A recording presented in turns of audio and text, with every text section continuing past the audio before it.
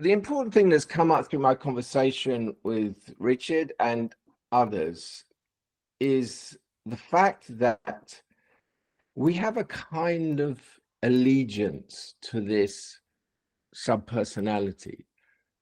Even if you see this subpersonality is part of my prison and it's constraining me and it's stopping me live my natural state. Even if you could see that very logically and you've seen it with a capital S, the subpersonality can still persist. And I think there's a reason for this. And Rich and I were discussing this partly.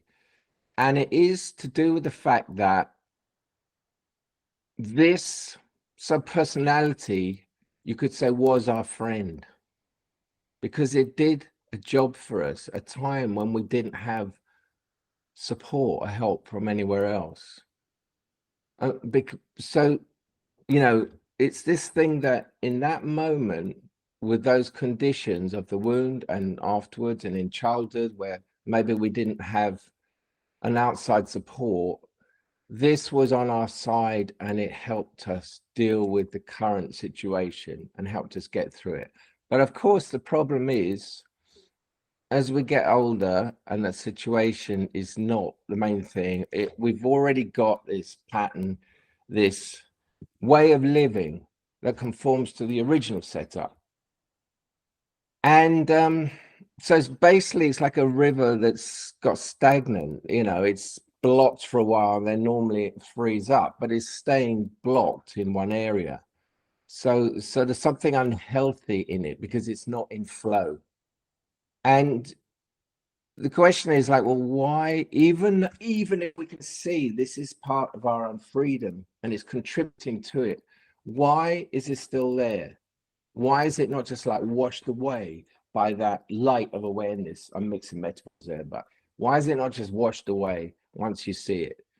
And the reason seems to be that we have an allegiance to it because it was our friend, because it helped us. And so what there is in us is a kind of belief that I can't lose that.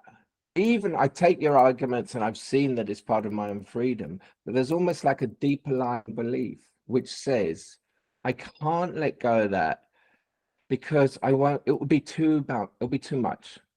It'll be too scary.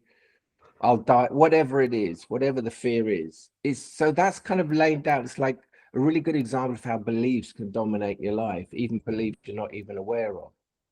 So it's a very kind of primal belief. I can't let that go.